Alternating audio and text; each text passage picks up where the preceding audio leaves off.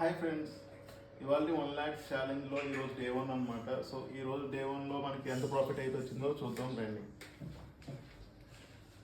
So ఇవాళ అయితే market మనకి న్యూట్రల్గా అయితే ఓపెన్ అయింది. న్యూట్రల్గా ఓపెన్ అయిన తర్వాత ఇది రేంజ్ బౌండ్లోనే ఒక 10:30 వరకు రేంజ్ బౌండ్లో అయితే ఉంది. సో 10:30 తర్వాత మనకి కరెక్ట్గా రెసిస్టెన్స్ దగ్గర నుంచి మనకి ఫాలో అవడం అయితే జరిగింది.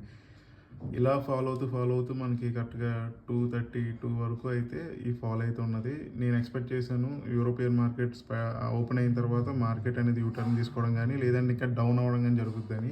సో ఎగ్జాక్ట్గా మన డాక్స్ అయితే ఓపెన్ అయింది, యూరోపియన్ మార్కెట్ అనమాట. ఇది 190 పాయింట్స్ పాజిటివ్లో ఓపెన్ అయ్యేసరికి మన మార్కెట్ కూడా మనకి పాజిటివ్గా రియాక్ట్ అవ్వడం జరిగింది. సో మన స్ట్రాటజీ ప్రకారం నాకు ఒక ఎంట్రీ దొరికింది.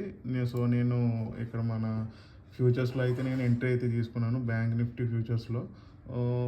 ఇక్కడ ఎంట్రీ తీసుకుని 142 పాయింట్స్ అయితే నేను స్టాప్ లాస్ పెట్టుకుని 238 టార్గెట్ పెట్టుకున్నాను.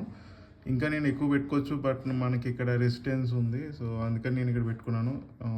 కాకపోతే ఇది రెసిస్టెన్స్ బ్రేక్ చేసి ఇంకా ఒక 200 పాయింట్స్ని అయితే ఇచ్చింది.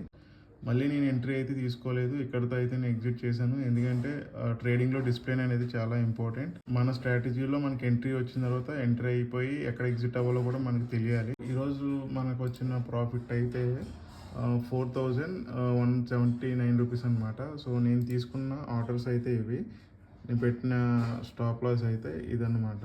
డే 2లో అయితే మళ్ళీ కలుసుకుందాం.